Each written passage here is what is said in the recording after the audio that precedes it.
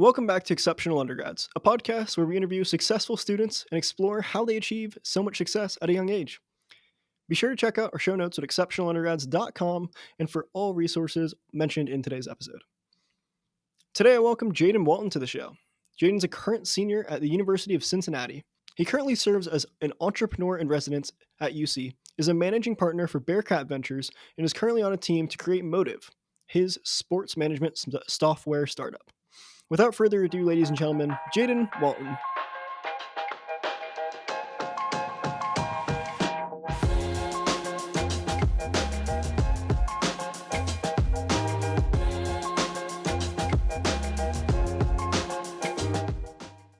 Jaden, welcome to the show, my friend. Thanks for having me. I'm excited to be here. Yeah, I'm super excited to sit down with you. I'm interested in a lot of stuff that you've achieved so far, and I can't wait to hear what you have for the listeners today. Yeah, I mean, I have to say, like, the professionalism of this podcast, like, I've been on a few, and, like, the way you have things set up is great. I just want to throw that out there. So I'm excited to talk with you a little bit, too, about the things you've done.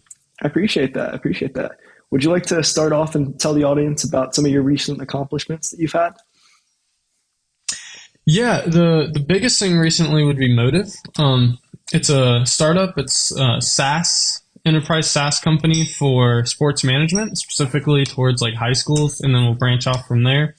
But yeah, we've won a couple pitch competitions now. We just got accepted into so I'm from the University of Cincinnati, accepted into their law clinic. So that's really cool, and we're really excited to have them help us with some contract drafting and going into FERPA laws, which is how you like govern this kind of stuff with high schools and whatnot. We placed at a hackathon, which was really cool. I'm not a tech person, completely business, but the tech people on our team really pulled through and had us placed at a hackathon. Wow, that's amazing. I also noticed as well, we've spoken before as well, but you're the entrepreneur in residence for the University of Cincinnati. Could you tell us a little bit how you got that position and what you've learned from there? Yeah, of course. Yeah, I can start with, I totally glossed over this, but today, actually, we're sending out our email to our investment committee about our first investment for a venture capital fund we raised for the University of Cincinnati. So that's really cool and exciting. And that should be going out at 3 later today.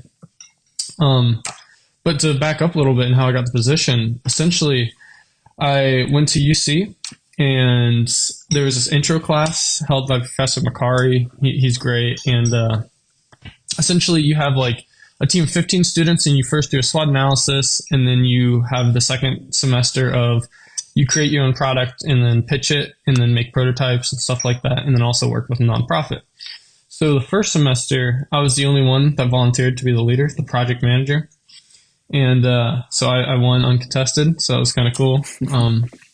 Made me think the semester was going to be difficult because no one else wanted to take that position. But we actually ended up getting the best grade he's ever given that class in 15 years. So like we would meet after school for hours and hours, where other teams didn't even meet after school at all.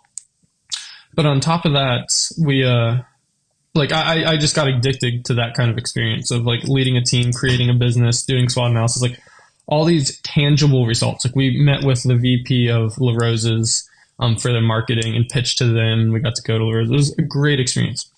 So after the first year of college, I was like talking to my advisors, and I was like, how do I get more of this? I want more of this. How many classes can I take? And they're like, well, there's maybe one class that's semi-similar, but it's kind of on your own, and there's really not much else for that. And I was like, wow, if I'm going to be just taking high school 2.0, I don't know if I want to do college. So we get a new director of entrepreneurship, Kate Harmon, and she starts hosting some events. And then I start showing up to all these events that I can, because I'm like, okay, this is how I get back into the game. And she's like, very early on, like this is my second or third event. I'm talking to students because the summer prior, I got into a like accelerator, if you want to call it that. It's called Entrepreneurs Change the World, hosted by Centrifuge, which is Cincinnati's local kind of startup ecosystem part of it.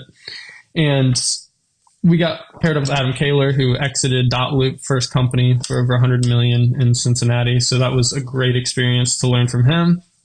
Yeah. And then after that, I was like helping students from what I learned from him. Hey, did you think about this? Could you raise money this way? And she comes over, hey, do you want a job? And I was like, not really. And she was like, well, what if it was exactly what you're doing out there coaching a student? So I was like, oh, I was going to do it anyway. So sure, I'll do it with a title. And then, yeah, that's how I got into that role. And actually, like, so I have my glass of water here. One of my first clients was Ecoponics, and they made me this. It's a coaster, but they sell sustainable, so it's completely out of wood instead of plastic like their competitors. Hydroponics, so growing plants inside. Think of basil and things like that. Where you can grow plants and cook with them right there in your kitchen. It's about this big, say, and like that tall. So it's great.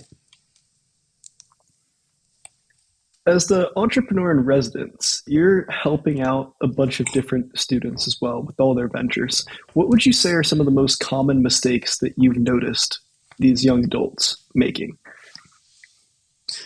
Yeah, I would definitely say like imposter syndrome is definitely a common one. So my very first client, like professional engagement client, he sat down in the office and was like, I want to do a dumpster renting business. And I was like, I know nothing about that industry. I've never thought about the industry, but we'll figure it out. He now has contracts with the city where he operates out of and is like buying dumpsters. Like he's renting them out faster than he can buy them.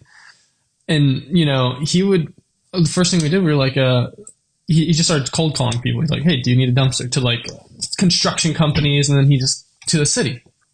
And at that point, and I've had other clients, but it's kind of like, am I qualified? Like there are people that have done this for 20, 30 years. Am I really qualified to do this?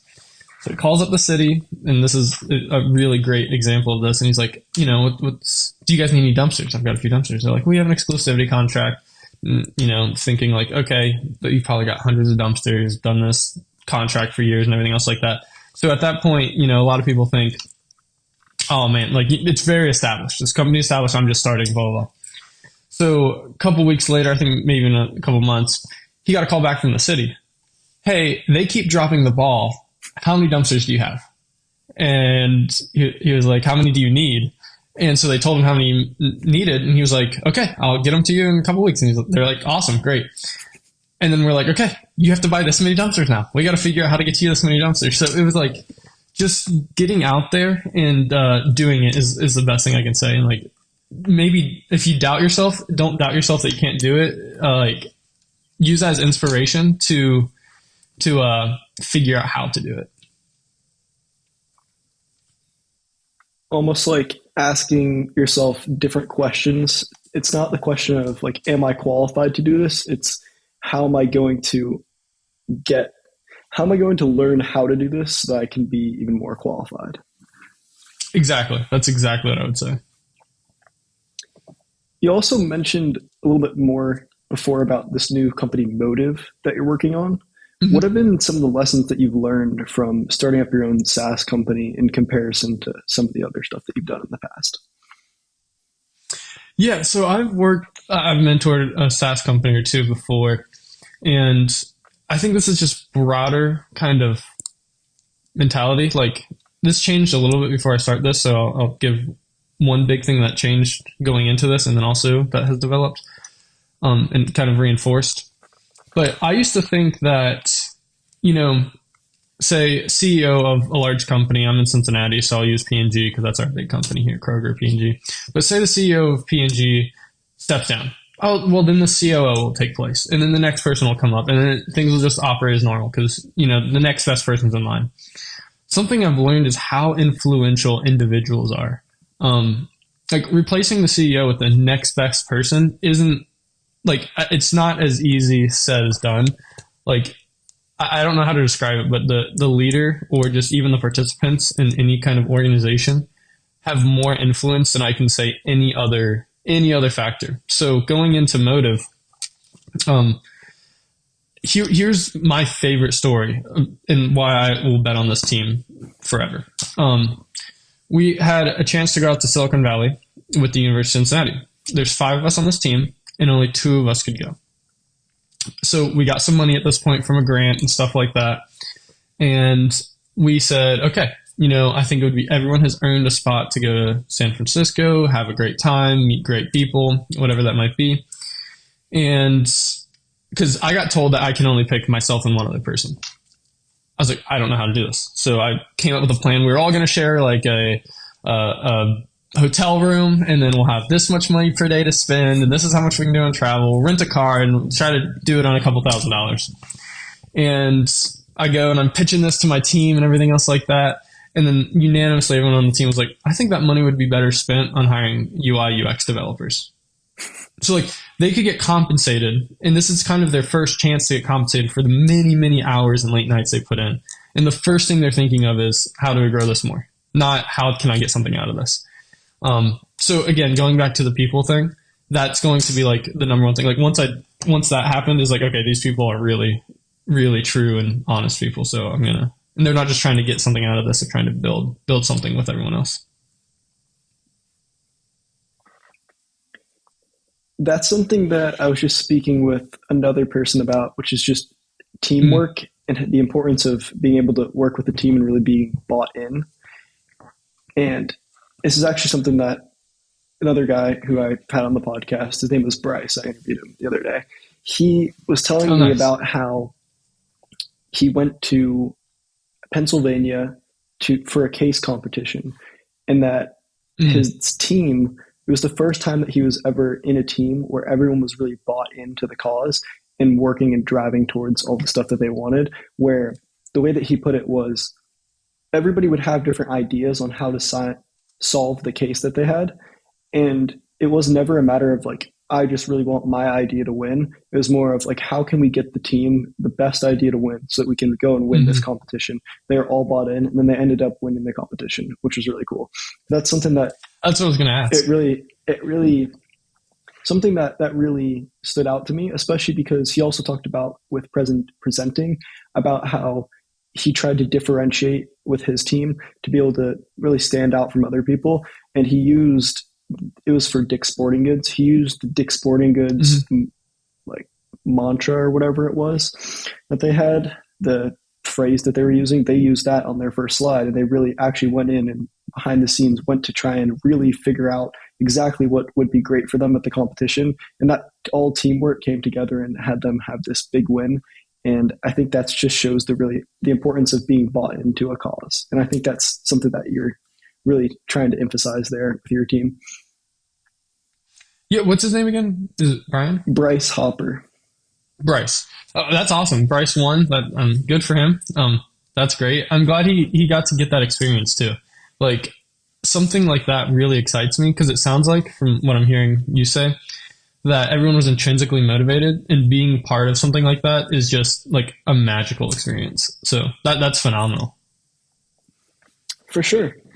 Well, let's shift back a little bit here. I want to take it back to before you had all this success and you started up, like help co-found ventures and started and helped other people and entrepreneurs. I want to move back to a little bit before, maybe in college, maybe like your freshman year or like senior year of high school or so.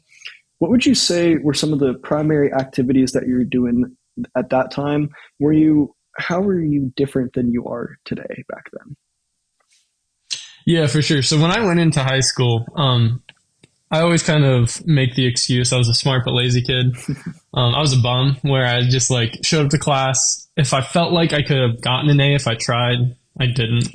I remember like I never failed a class in high school. I've gotten close, but in high school I never failed a class. In middle school I did fail one class. And it was a typing class. Like the easier the class, the more likely I was to fail, because it didn't like stimulate me. It was literally, we had to type every day. And so going off of that, I kind of like, I come from like not the best background. So, but I went to Loveland High School, which is a more wealthy high school. Like the average income's pretty high, but we didn't have that average income. Like I was definitely the bottom or near the bottom in income. But not to say I didn't have a very supporting mother and stuff like that. Like anything I wanted to do, I was supported. So and that's great. And I had other father figures in my life, absent of my actual father. So I think what really like helped me was, even though I didn't have like these great things in my life, I was able to see what was out there, especially through these father figures and stuff like that. And then going on to my junior year is when really I kicked it into high gear. I think it was a chemistry class I took, and I don't do chemistry. I don't do science. I find it so fascinating, but it's not what I'm great at. So I was like, I don't know if I could get an A in this class if I tried. So I tried, and I developed a good relationship with the teacher at the time. And I'm not kidding. She would not give me an A just to help, like, push me a little bit. Like, she would just make sure she graded me as hard. Like, she would have given me an A if I did everything perfect, but she would dock point. Like, it was great. I got like an 89.98 or something. It was crazy. She recommended me for honor society and everything else like that. So it's not like it was, against me. But at that point, it's like, okay, I need to start. Never played an organized sport before that time. So I was like, okay, I'm going to do wrestling, which was like, if you're joining a sport, that's like one of the most grueling. And then I did football, and then I did ski and snowboard and swimming, and like track is my number one. Pole vaulting was my favorite. And then, so my junior year, something just clicked. It was like, okay, I didn't know if I could achieve that. There's so much more out there. And then this teacher came in from another school and started business classes. My plan was not to go to college at this point, really. Like, it's been thrown at me by some of these people in my life, but nothing was set in stone. And then I like got on a national stock market simulation, got first place, got to talk to the board of Loveland to how these business classes are doing great, and how I think they should be like a required, like everyone should have to take a financial literacy class. I was promoting this kind of thing. And then my teacher sits me down and was like, so what college are you going to? And I was like, I didn't think about it. I don't even know I don't know colleges because I'm first gen. So no one in my family has ever gone to college. And I was like, I don't even know how to apply to college. Like, I don't like what I can't even remember what it's called, like Common App. Never heard of that before, except a teacher said it in passing before. He's like, well, you like track? And I was like, yeah, I like track. It's awesome. He's like, you really like business? I was like, yeah, it's probably what I'm going to end up doing for the rest of my life. And he's like, go to UC. I was like, okay. So I applied to UC and I got in. I accidentally walked on campus one day looking for some kind of CPA kind of introduction thing. Like, it was a seminar about why high schoolers should get interested in accounting for becoming a CPA. And then, so I walked on campus, but didn't know I was like on campus. I got lost, and I walked. So my really first introduction to campus was the first day of classes, because it was COVID during that time. So the seminar was on, or whatever, the intro, whatever, was online. So the first time was me showing up to Linear College of Business, even though my classes are online, because I was like, well, I'm paying for college. I might as well go there, and I'll take a study room. I remember it was room 29, 0029. I would go in there every day in the morning, and I would leave at I'd get there 6, 7 in the morning. I'd leave at 8 at night, not for schoolwork, just because I do independent study and stuff like that. Because I'm in college now, I better pick it up. So yeah, that's definitely a huge transitional shift that I had. Was there a specific moment besides this, after this chemistry class, I guess you could say, that really had you kick it into high gear and really switch your mindset? Because you mentioned the chemistry class is one thing of really just focusing up in that class, but then you took it a step further and decided to start becoming more active in sports and really started to up your classes and studying and whatnot. And then obviously things spiraled to where now you were able to go to college and whatnot. But was there anything specifically that you remember that really motivated you to actually start playing sports and to start doing well? Yeah, I mean, I don't know. I probably can't pinpoint it, to be honest with you, exactly what it was. One thing I do remember, and I tell the story a lot when people are always successful. And so something else I did, I would go to Plato's Closet and buy clothes. Again, I had nice clothes provided to me sometimes by other people, but people, when I first talked to them and before they got close to me, and now I'm very open about it, but people thought I came from a well background just because of how I dress and how I held myself and stuff like that, because I purposely went out of my way to make it seem like I wasn't from a worse background than I was. Not to say I was absolutely horrible, but not nearly as well as these kids living in six, 7 bedroom houses and stuff like that. Like, um, I would go out of my way to try to dress up a little bit to make it not look like that. But I think a really big one was I went into wrestling. I was 150 pounds. And for those people that don't know wrestling, it's a weight class. So I remember I was new, so they paired me up with the 106 guy. I was like a foot taller than him, had 3 times the muscle, could lift 3 times more than him, and everything else like that. I get down, I'm like, oh, why are they doing this? Like, I'm about to destroy this kid. He slams me to the ground, knocks the wind out of me, pins me. There is nothing I can do. This guy that's less than half my size is destroying. And I'm sitting there like he had me in like a cradle. I'm like all bunched up, and I'm like, I don't even know what to do. And just to be like, okay, there is something to this talent thing. Like, I have to develop myself because it's not going to be given to me at that point. Because I was like, genetically, like, you could argue that I was like taller, stronger, everything else. But because he developed his talent, there's nothing I could do. He could just beat me no matter what. So I think that was a pivotal moment. It was like, at least athletically, is like, I have to get my body in shape because it's not going to happen naturally. Like, I have to work on myself, which translated over into my academics and whatnot. But yeah, I would say like getting, hit a couple times and the wind knocked out of me and saying like, okay, things aren't exactly going to be given to me. I have to work for them. How are you able to develop that discipline to continue to switch up these habits and keep that same mindset? Keep developing that same mindset throughout the rest of your life after the sports? Yeah, so I remember the most like quote unquote stressful period of my life was I would wake up at 3 a.m. At 3:30, I would get on, or by 3:30, 4 o'clock, I would be in the pool at a YMCA because our school didn't have a pool, and we would swim in the morning. I would go to school, do a little homework before school started. By the time we got done swimming, right after that, I would go to track practice. Right after track practice, I would have robotics until 9 o'clock. And then I would go home and eat dinner, finish up my homework. And by then it would be like maybe 11, 12 o'clock. And I had to wake up at 3 to swim the next day. I have never gotten back to that discipline. That was probably like peak exponential growth in my life. But so like today, like I think today I'm like refining things. So starting there, I mean, like I had no choice. I didn't show up to practice. I wouldn't be on the team. Like, and then I was working a part-time job at a local restaurant called Iron Chef sushi place. Half my paycheck went to buying sushi every day. So that was great. But yeah, and then I remember one specific time I got off school and I was so tired. I was like ready to pass out. Like there would be times where I would like almost just pass out just because I was so tired. And I just wanted 15 minutes before my shift starts. So I took 15 minutes and my mom was like trying to wake me up. And I was like, I just need sleep. She was like, you got to go to work. And I was like, you're right. After a long battle of her turning the lights on and, trying to wake me up. And I just remember like, man, I'm really doing a lot here. And I was like, that 15 minutes of sleep was like so valuable to me. But like today, I think sleep is something that like, I know this sounds like such a small thing in life, but waking up at 6, so I try to wake up at 6 a.m. every morning. It works maybe 50% of the time. By the time I hit snooze, it's 7 o'clock, 7:30.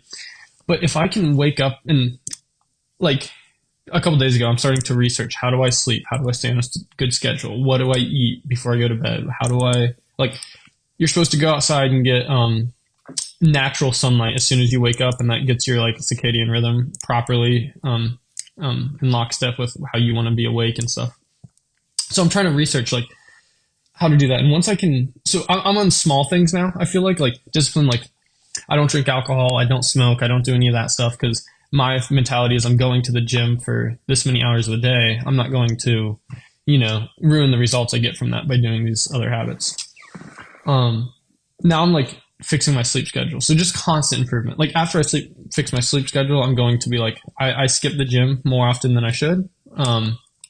Even though it's on my calendar, I always argue to myself I can get more schoolwork done. So just getting better and better on my schedule. Like there's always something to improve. The sleep point is very interesting because that's the first thing that stood out to me in the story that you had. Waking up at 3 or so and then going to sleep at 11 and getting 4-ish hours of sleep or so. over a On a long good period night. of time on a good night. I think that's insane. I feel like I've looked into a lot of the sleep stuff as well. And as soon as you talked Mhm. about the circadian rhythm, in the morning, getting the sunlight, it spikes your cortisol levels essentially. And then that Yeah. gets a lot of the stuff through. I notice as well, something that I've tried was trying to go to sleep at like the same time and waking up at about the exact same time, like every single day, and then just keeping that like same sort of rhythm so that you're in a good spot there. There's a ton of other studies. A guy named Professor Andrew Huberman. Have you looked into any of his stuff? Yes, I like him a I lot. love a lot of his things. I actually just watched an episode with him. This is a different thing, but it was with David Goggins. Hmm. The new episode with him, Hmm. I would think it was where it came out like January or something like that. Maybe like a month ago or so at the time of us recording this. But it was a phenomenal episode. It gave me a bunch of different insight. But Huberman has a bunch of different podcasts on sleep, I'm pretty sure, and optimizing it. He has like basically everything for different science stuff. He's like the way that I just learn all the science Hmm. stuff. So I could give people like the bro science version that I know that's like a very step Yeah. down from what he has. But I noticed Hmm. that as well. Yeah, sleep. I could go on about just random sleep stuff for like forever, but I think a more important thing to do now is I wanted to ask because I've noticed with a lot of exceptional undergrads that they usually have some sort of time, whether that be in the morning or in the afternoon or just some block of time where they're able to not change a lot of stuff. So, for example, like in my morning that I've tried is I'll wake up at like around the same time. I'll usually like go to the gym or do some work, and then I'll have whatever my first class is. And a lot of the times, it's like a very predictable thing where I'm limiting my inputs. Do you have any sort of Hmm. routines like that you do, or are you more of like a flow type person? I feel like I am naturally a flow type person, and I'm trying to formate myself into becoming a little bit more structured. Um, and not structured in the fact that I want to sit down and do XYZ from here to here to here to here. It's like I want to have time blocks for things I want to accomplish. However, I go about accomplishing those is up to me, but I am dedicating this time to accomplish that. So, like, for example, I'm like Christian, so I read the Bible every morning, and that's something I do every day. And I have a little logger, and I keep track of it and everything else like that. And then like flipping totally from that to Duolingo, I do Duolingo. I'm on like 100 and something days, like 130 or something like that. And I'm just going to try to keep that as long as possible. And then day one or one day or something like that, it's a like journaling app. This is the one the Bible and Duolingo I can get every day, like without missing a step. The journaling is the one that messes me up the most, like that I'll miss because in the morning I'm fine. I feel like besides the waking up, like once I wake up, I'm motivated to do those things because I have all the energy. But when it comes to the end of the day, like you're mentioning going to sleep at the same time, that's what messes me up the worst. I like last night, 10 o'clock's my bedtime. Like I should be out by 10 o'clock. I had an application due for a pitch competition. It's a big one where we get a lot of funding if we win. And then our school said they would pay for our travel and everything else like that for the team if we get accepted. And we didn't know about the pitch competition until yesterday morning, and I had to do my co-op and everything else. So I was up till like an 11 something before I turned it in, and then I stayed up because then I had to eat dinner really quick and try to.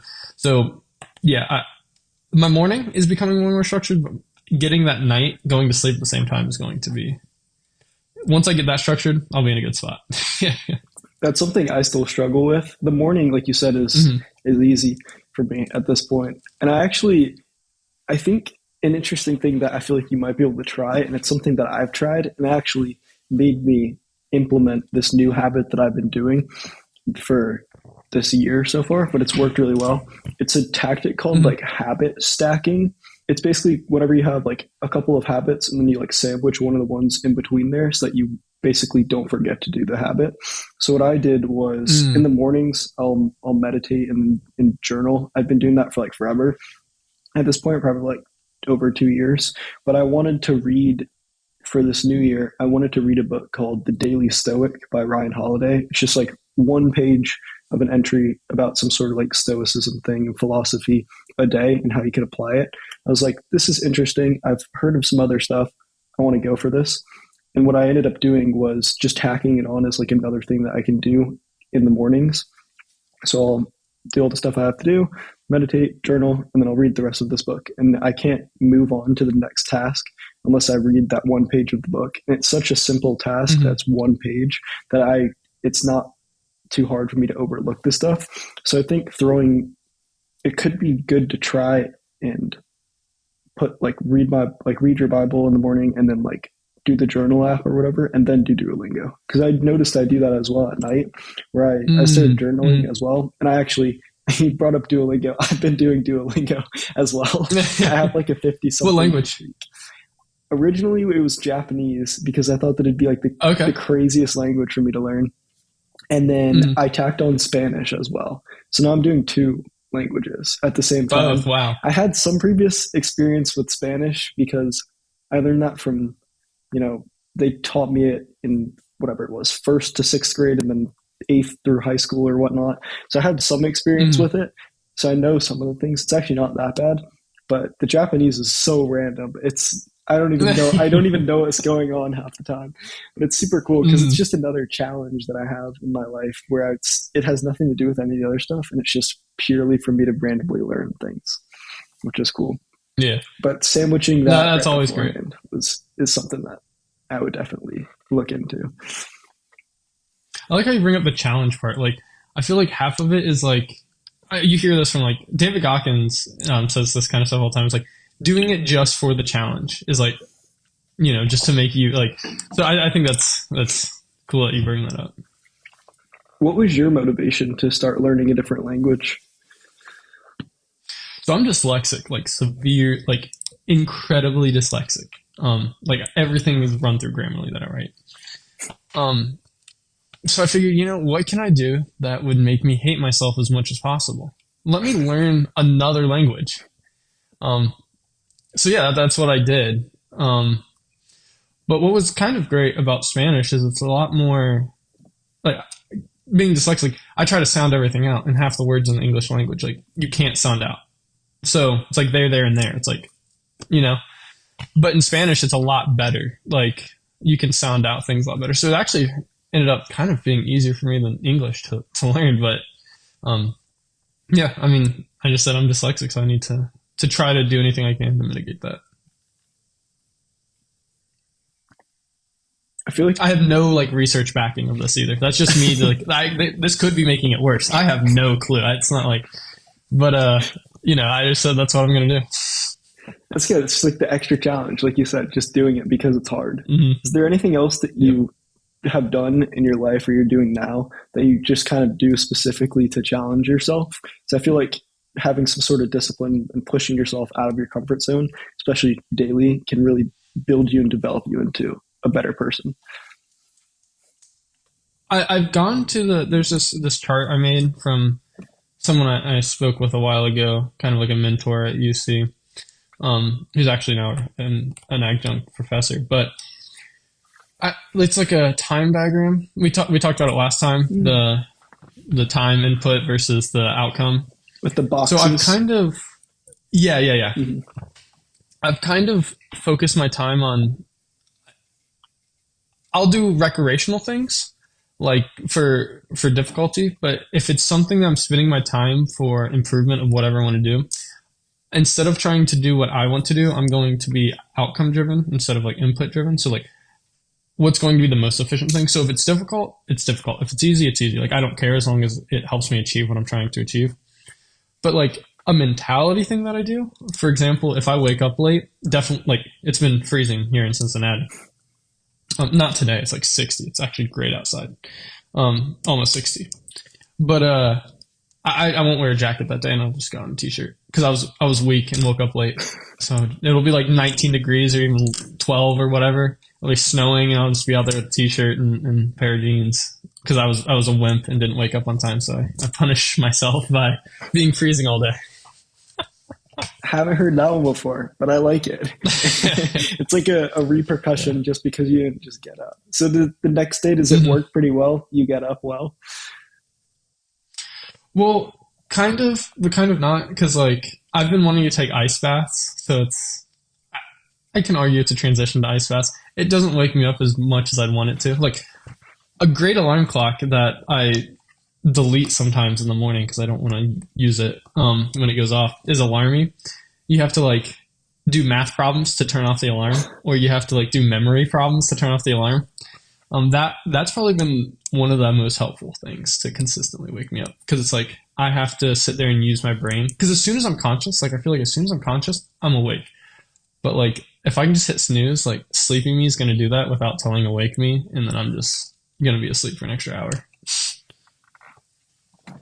What other things have you used outside of like this tip? Like it's almost like a productivity tip in a sense of like immediately getting your day started. Do you have any sort of thing that you Uh-huh. do like that to get yourself to start doing a habit or start doing something that you're working on for school or for your businesses?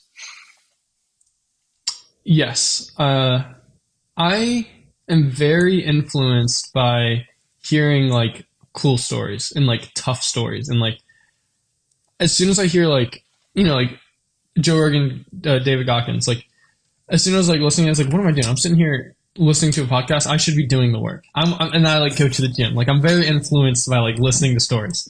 So that's something I'll purposely be like, "Ah, I feel so lazy." And then I'll be like, all right, I'm listening to like, so like right now I'm listening to, I think it's the Lex Friedman he writes biographies for people, and it's like Elon Musk and stuff like that. And I'm listening to him talk about how he like, is like when Elon Musk walked in for Twitter the first day and and it was like, okay, stop being lazy. I need to work on my business. Like that's something I do. But I also like on my notebook here, and this is something new I've done only for like 2 weeks now, but it's been very, very, very helpful. So I have my time cut out throughout the day. Like I'm going to work from this time to this time. I'm going to work out from this time to this time and eat from this time to this time. Um, and then I make a list. And this is something I heard. It was a consulting story, which I'll get into. Um, I just make a list. Is like I want to. If I get any free time, if I finish a task early, whatever it might be, I'm going in order in this list. And then every day, even if I don't accomplish things from the previous day, I'll rewrite it the next day to make me be like, I didn't accomplish that yesterday. In this order, I'm accomplishing these things. And if I don't accomplish it, I have to rewrite. Like I hate wasting paper, even though I have a million notebooks. So it's like, man, I'm wasting more lines on my notebook to rewrite these things. I need to get them done. Like small things like that is what I do. So almost like, Oh, oh, go ahead. yeah. Yeah, no, you got it. I was just gonna say, and then the consulting story. I mean, that really came. I can't remember. I'm gonna butcher this so bad, but the concept is there, right? A consultant group went to the CEO because the board of directors like forced him to get a consultant to be more efficient. Because he was getting like 600K more a year. This is years ago, so that was like millions today. Anyways, and this consultant walked around, followed him, everything, took down notes, and it was supposed to be a week long consultancy. And after like the fourth day, he's like, I have one piece of advice for you. I want you to write 6 things every morning, because you get called every day to put out like 3 or 4 fires, and then you have to figure out where you're going. I want you to write 6 things each day. And you can have a big list somewhere else, but 6 things you want to accomplish each day. And you just go right back in place. Every time you get called into a special meeting to put out a fire, whatever it might be, you just go right back in order. And we're not going to charge you for these, because I'm cutting it short. I'm not going to charge you for these days. In a month from now, you do this. I want you to write me a check for how much you think that advice was worth. He's like, this is dumb. You followed me and you think get out. I'm not paying you. Like, but his board of advisors made him do this listing because they said, do it. Um, and then he got a check in the mail for his like yearly salary. So like, it was a lot. It was worth a lot. The most simple thing made him so much more productive. Like just staying in order, and having a list of things to do. It's like, and that's what I try to do. Is I make a list every day and I try to, accomplish whatever I can. I wrote to-do lists for myself every single night for like a long time. And then I stopped Mm-hmm. abruptly like a week or two ago because I felt like I Mm-hmm. wasn't looking at it enough. And I noticed myself this past week whenever I didn't have any to-do lists that I almost felt a little bit lost about like exactly what I should be doing. So I pulled it Yep. out again today and I was like, you have to write to-do lists. You have to do this. And I usually, what I would do is, like you said, I usually list out like a lot of what I had for the day, and then certain things Mhm. that I might have wanted to accomplish. But I think putting them in like a chronological order and then sticking to that order. Actually, I Yeah. like that you make it, that you said, especially in the story where it's like just write down six things, because what I'd find myself doing sometimes is write down all the stuff that I'd want to do or whatever, and then I would miss certain things, and it would be like lower leverage tasks, like talking about how I want to. Can you send me the picture of the chart that you have? Because I want to throw that in. Yeah.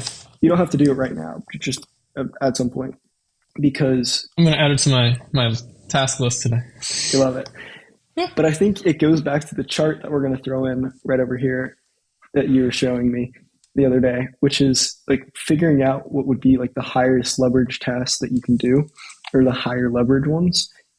And if you do those ones and you only write down like the six things in order of how you're going to do them, the most important tasks that you can do, I feel like that's just going to increase your productivity and your efficiency, because there's no sort of like, what am Mhm. I going to do? It's like, just go back to the list.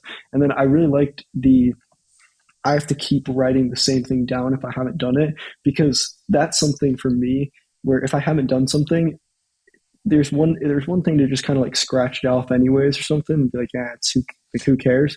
But if you have to like Mhm. manually write the thing down, you're gonna get so annoyed of having to write down the exact same thing. It's like it probably would just take less effort at this point to just do the actual task and not have to worry about writing it down every single day. I think Mhm. that's really good.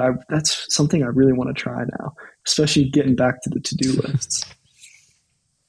I don't know, maybe at night works for you, but I do it in the morning because, again, like for me, again, just for me, like I need something to really motivate me to be like, okay, I'm putting my headphones in and not talking to anyone and getting this done.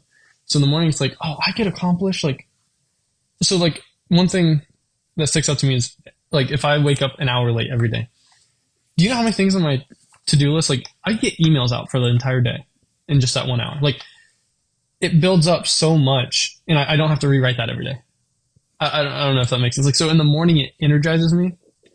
Um, so for example, like I'm buying a calendar, so every day I wake up on time. I'm circling that day, right? Because that's a big thing I'm working on.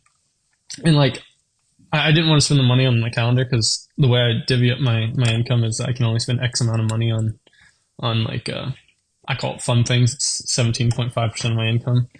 But I'm like, I don't really want to take it. I'd rather go out to eat. And I was like, if I can spend, say, $10 for a calendar and get an hour every day of my life back, like I can make more than $10 an hour working my job an extra hour. Like that's the way I'm starting to think about things is like if the calendar costs me $200 by the course of a month or two, a week, whatever it might be, whatever increased productivity comes out of that, I'd spend $1,000 to do it, if that makes sense. Like it's not I'm buying a calendar, it's I'm buying an extra hour of every day. At least that's how I see it. How much do you, or I guess a better question would be, how have you learned more of this like financial literacy stuff, and what tips would you have for people on that? Because you just mentioned 17.5% of your income goes towards fun things. Like you've got this dialed in. I want to hear what tips you have, because that seems extremely specified. Like you've got like sheets and whatnot, and you've studied some of this stuff.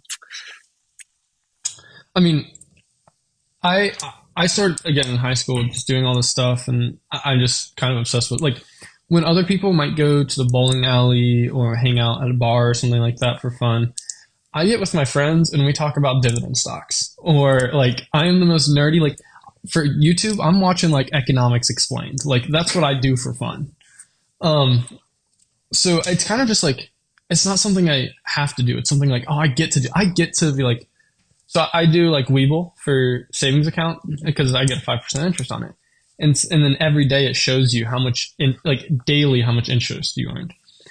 Like I'm probably a little too bad on it, but every day I'm like, okay, I earned this much interest. Awesome. Like, say I earn like $1 a day, for example. It's like, okay, over the course of a year, I'm going to make $365, reinvest it into that savings account. I'm going to make this one. Like, it's fun for me. Like, I do that for fun, not because I have to. So that's kind of like a cheat code, I would say. And I just, It wasn't always that way. Like I used to, what was it?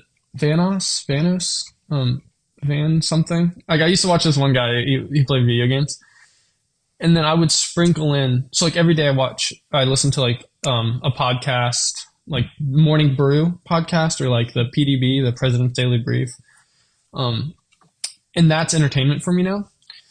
But it was a slow transition. Like I used to listen to like fun things, music, and then I'd be like, whenever I could muster up the courage to do it, all right, I'm going to listen to a podcast driving to this place.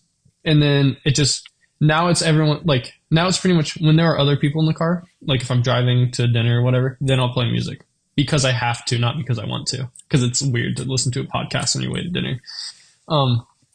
But now, like, I want to listen to these podcasts. I want to listen to these educational podcasts instead of music. I would just say it's a slow transition. It takes time. I wouldn't rush into it because then, like, so I'm a managing partner for venture capital at UC. It's very easy to not be emotional with other people's money. When you get into your own money, it's not like, even if I got my financial advisor's license and everything else like that, I would still hire another financial advisor when I get to that point in my life to manage my money, because I'm going to take emotion into my money. So taking emotion out of the equation and making it like an educational journey. So I know that was like the longest answer ever, but yeah, if you don't know anything about stocks, just slowly, like, again, Webull, not that I'm like sponsored by them or anything, but like, you get the savings account, high yield, you get that instant gratification of seeing your money compound daily, and they give you some free stocks. If you don't know anything about stocks, just get the free stocks and watch it every day. Oh, it went up. Maybe look up why. So I think I got like, I don't know. I'm going to use BP because I like that was a good stock for me to just learn from. It would go up one day and I'd just search, why did BP go up this day? Like I didn't buy more. I didn't sell it. Even if it went up to $1,000 from to zero, didn't care. Just every day I would be like, why'd it go up? Why'd it go down? And then I just slowly started learning more. What podcasts are you listening to that have really helped you develop these skills, like for financial literacy or for entrepreneurship, or whichever ones you think would be applicable? Yeah, I probably took the least efficient route in doing this. I would listen to all these like fake financial, I'm talking like high school at this point, all these fake financial gurus that would tell you could drop ship and make $1 million tomorrow. And I kind of sniffed through that wasn't exactly realistic, but I just kept watching those videos and stuff like that. Like Graham Stephan, like I when you can learn these things in a non-boring, fun manner, the fundamentals, like what Graham Stephan, Caleb Hammer, awesome. Okay, I would say Caleb Hammer is the best entry because he's. Do you know Caleb Hammer? Have you seen his videos? I have not. I've heard of Graham Stephan. Oh, Financial Audit. Yeah. So he's a good one too. I think he's like next level. He talks about more complex things than Caleb Hammer. Like if you don't know anything about finances and you want to get into it, he gets like millennials or even like Gen Z now, gets their financials and just tears them apart. Like absolutely tears them apart, yells at them and everything else like that. Wait, is this the guy who you know what I'm talking about? I've seen like videos and it'll be like, wait, why did you spend like $300 on this shirt or something like that? And you're like, yes. Okay, yeah. Yes. I didn't know his name, but yes, I've seen this. That's hilarious. Yes.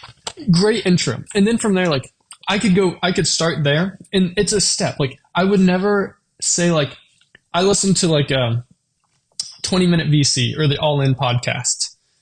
That's like, they're talking about Federal Reserve banking and interest rates and like how the wars going on right now are affecting trade routes. Like that's relatively advanced stuff, right? Or how like the venture capital environment is trickling down or is getting affected by interest rates going like too far.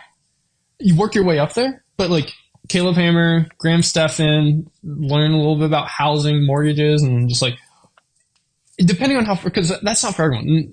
99% of people probably aren't going to get into venture capital. Like that's such a financial, like sophisticated financial vehicle, maybe later in life, but private equity and stuff like that, like start small and just keep going in whatever path you find interesting. Because at that point, I'm like, you learn it for fun. Definitely, if that's not if you're not in the business career, like if you're like a doctor or if you work at like McDonald's or if you're an accountant, like those things are kind of just fun to learn and you could get into them if you'd like. Do you have any books that you would recommend people read for venture capital or from the entrepreneurship perspective? I know you're obviously a managing partner in one of these. Yes, let me grab them. I think I showed you them last time, but I'm going to grab them really quick again. This one and this one.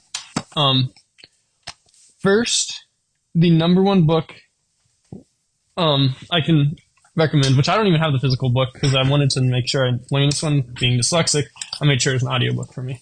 The Leadership Challenge. I don't agree, like, just like any book anyone reads. I don't agree with everything that's said in the book, and some principles I don't enact personally, but having the Leadership Challenge, like reading that book and actually thinking about it, like take your time. Don't try to read the book in one sitting. Like read a chapter and then think about what was just said in that chapter.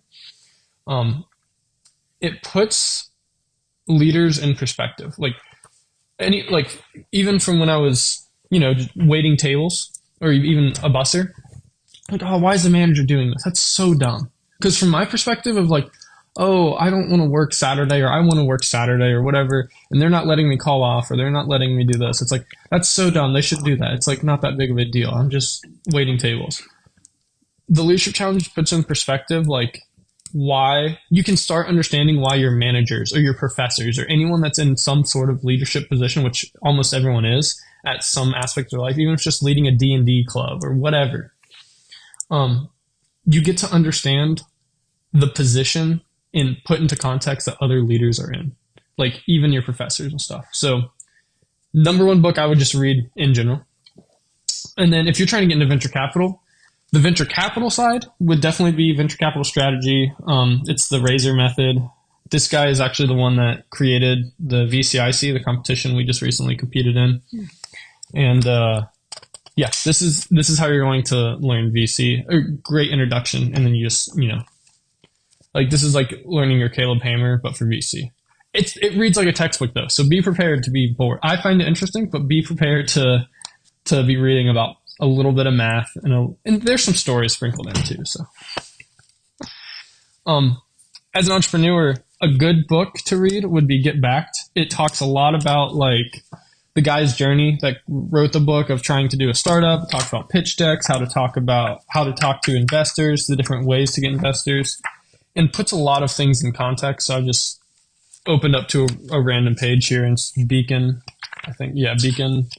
It's I don't even know what this is. But it's like they raised $6 million. They had 5 meetings from East Coast and West Coast. And they had 5 investors. And then I can go to the next one where they raised half the amount with 3 times the meetings. Or 3 times the investors and like 10 times the meetings. They had 50 meetings to convince 15 people. So they probably got like, this really puts, for entrepreneurs, it puts in perspective of like what that back end kind of like get back, kind of how that process of getting back financially works. Fantastic. I will definitely check those out and provide links and whatnot for all the different stuff. One thing that I noticed, and I looked over, I prepared, of course, for this, and I looked over your LinkedIn profile, and what you actually said in one of the forums as well is a specific phrase that I found interesting that I really want to hear about. It said it's your goal. So your goal is to raise the standard of living for all people to the best of your ability. How did you come up with this goal?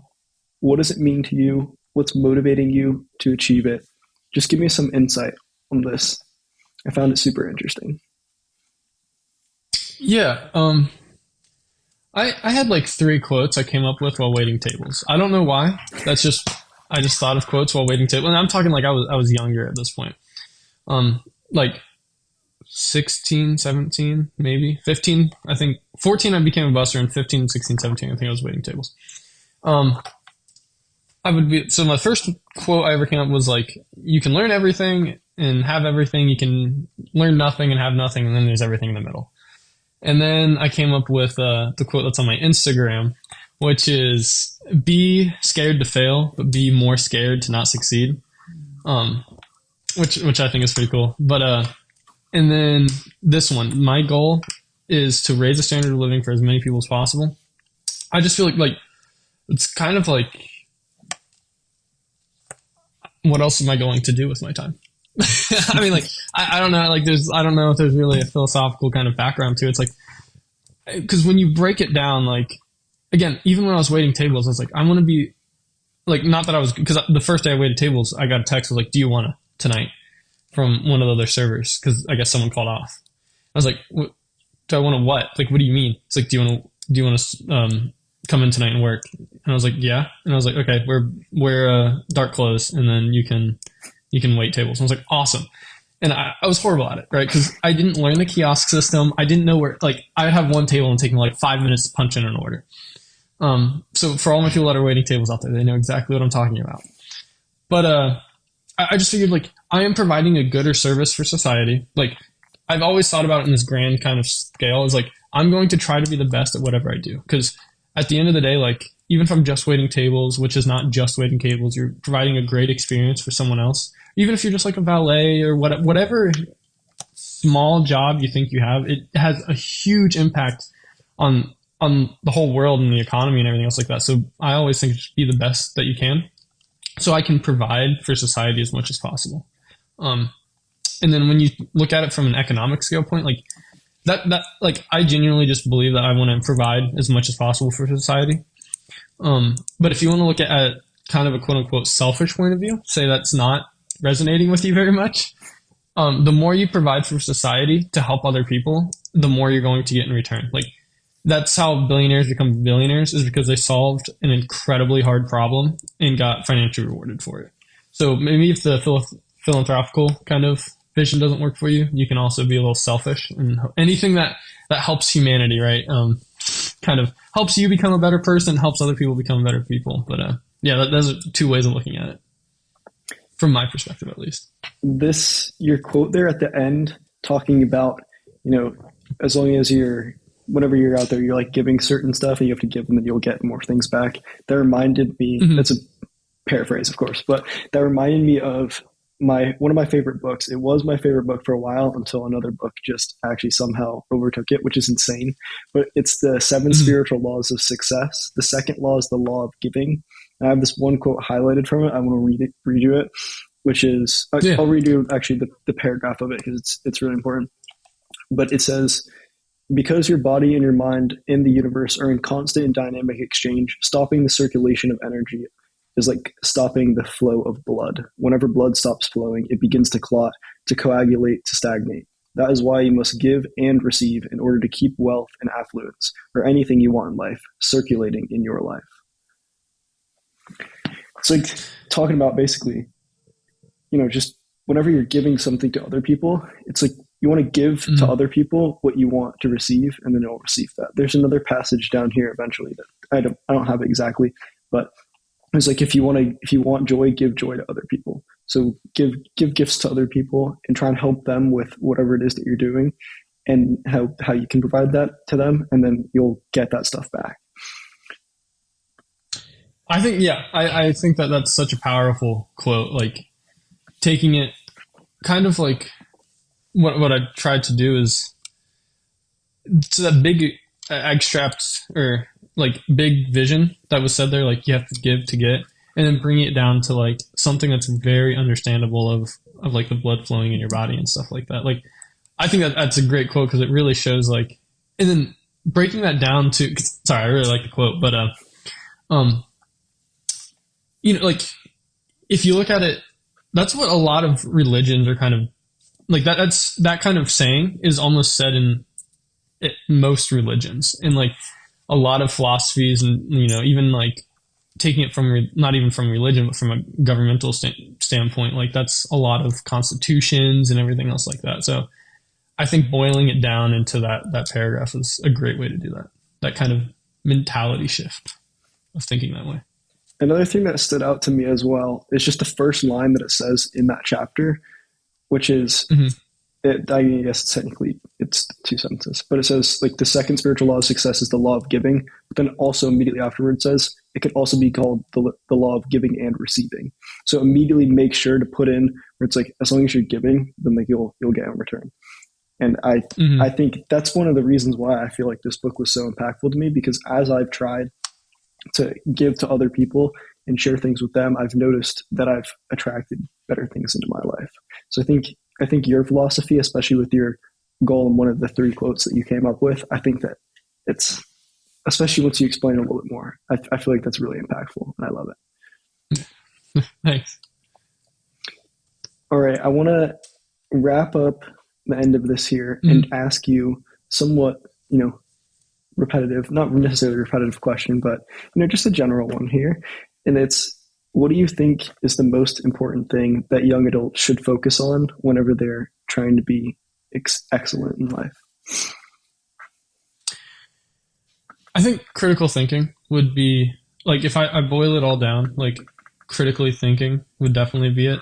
Um, and I was thinking about this. Something I might say on here was,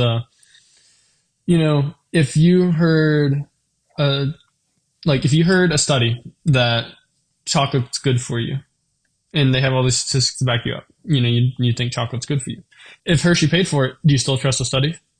What if Hershey paid for it to a third party that was completely unbiased? Do you trust the study? And then what if those scientists got a bonus from Hershey because they made a study? Like you can like critical thinking just takes it one step further. You can keep going further and further.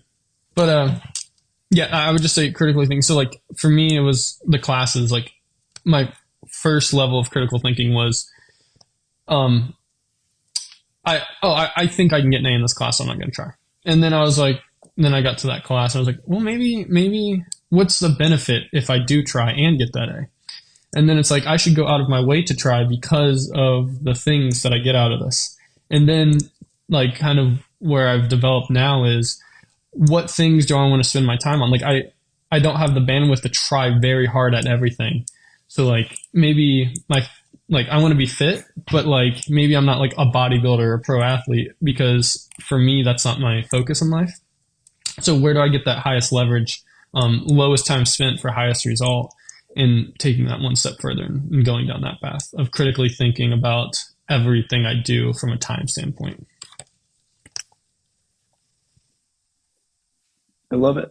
I think the more that I've started to think about things and question them, but not overthink them, Mm-hmm. I've been able to really develop more of like different mindsets, and it's been able to push me in the right direction. I think developing those critical thinking skills has been very impactful. Is there anything Yeah. else that you'd like to add for us wrapping it up here? Yeah, if you guys want to check out Motiv, the startup I'm working on, we have a newsletter and a website, just what YW Motives for what's your motive, but ywmotive.com. And we have a newsletter and stuff like that. So if you want to check it out, Thanks. feel free to do that. I'll definitely check it out for sure. But Cool, cool. I don't know if it's gonna make it in or not. Just Yeah, awesome. Well, Jaden, I appreciate you coming on. I've had a fantastic time talking to you. It's always a blast whenever I get to sit down with you. Maybe eventually I'll be out in Cincinnati and I'll meet you in person. But yeah, that'd be great. I hope you enjoyed another episode of Exceptional Undergrads. If you found inspiration in today's episode, head on over to our website, exceptionalundergrads.com, for all the resources and show notes from this episode. We're always looking for new undergrads to feature in future episodes, so if you'd like to be featured potentially, visit the Apply Here page on our website, fill out the application, and we'll get back to you. And as always, stay exceptional.